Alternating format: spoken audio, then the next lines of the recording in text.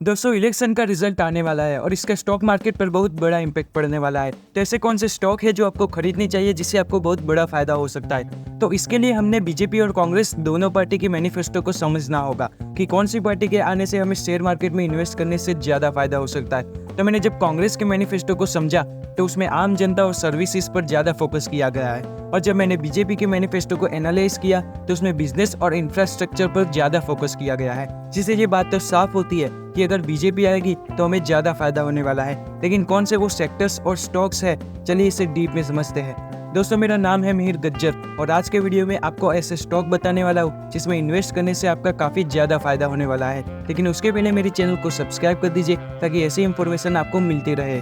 मैं आपको अलग अलग सेक्टर्स के अकॉर्डिंग शेयर्स बताने वाला हूँ। तो उसमें से पहला सेक्टर है रेलवे सेक्टर। इसके बारे में भारतीय जनता पार्टी का ये कहना है कि हमने पिछले 10 सालों में 31,000 प्लस किलोमीटर के रेलवे ट्रैक्स बनाए हैं और हर साल हम 5,000 किलोमीटर के रेलवे ट्रैक्स बनाने वाले हैं। अगर हमारी सरकार आई तो आने वाले 5 सालों में भी इसे कंटिन्यू किया जाएगा।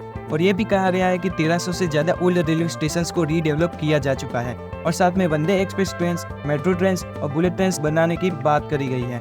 मतलब ये बात तो साफ है कि बीजेपी रेलवे सेक्टर्स पर काफी ज्यादा फोकस कर रही है। तो मैं इन सेक्टर्स में से 2 स्टॉक बता रहा हूँ। तो इनमें से सबसे पहला स्टॉक है IRFC यानी कि Indian railway finance corporation. India में जितने भी रेलवे के प्रोजेक्ट है यही कंपनी इसे फाइनेंस करती है। इसके मार्केट कैप 2,40,000 करोड़ के आसपास है और इसका डेप्थ थोड़ा ज्यादा है जो कि 4 लाख करोड़ है। और पिछले 10 सालों में इस कंपनी ने हर साल 25% का प्रॉफिट किया है। दूसरी कंपनी है RVNL यानी कि रेल विकास निगम लिमिटेड। ये company railway tracks, railway bridges और रेलवे इलेक्ट्रिफिकेशन का काम करती है। इस कंपनी का मार्केट कैप 75,000 करोड़ के आसपास है और ये कंपनी हर साल लगभग 24% का प्रॉफिट करती है। अगला सेक्टर है फार्मा सेक्टर। बीजेपी के मैनिफेस्टो में ये लिखा है कि इनका ऑब्जेक्टिव भारत को फार्मा वर्ल्ड बनाने का है।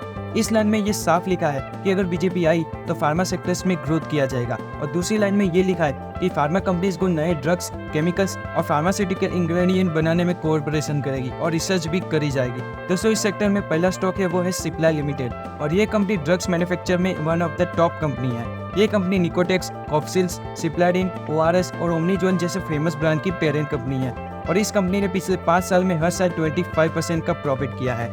इस सेक्टर में दूसरा शेयर है जायडस लिमिटेड जो कि टॉप कंपनीज में से एक है और इसके अंदर Complan, sugar free, Glucon D, Everyuth और नाइसिन जैसी कंपनीज शामिल है और ये कंपनी की मार्केट वैल्यू 1 लाख करोड़ से भी ज्यादा है।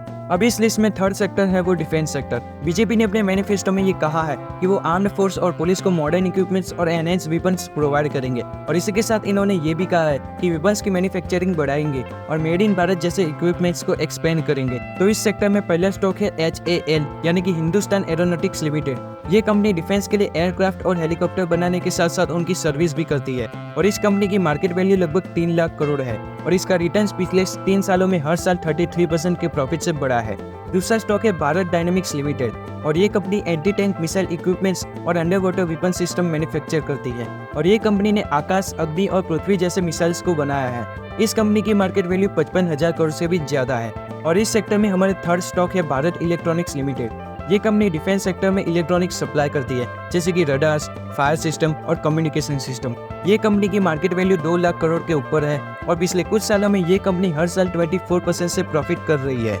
ये 3 सेक्टर्स के अलावा फोर्थ सेक्टर है जो कि रिन्यूएबल एनर्जी है। इसमें आपको एक स्टॉक रेकमेंड करूंगा जो कि अदानी ग्रीन एनर्जी है और इस स्टॉक की मार्केट वैल्यू लगभग 3 लाख करोड़ के ऊपर है।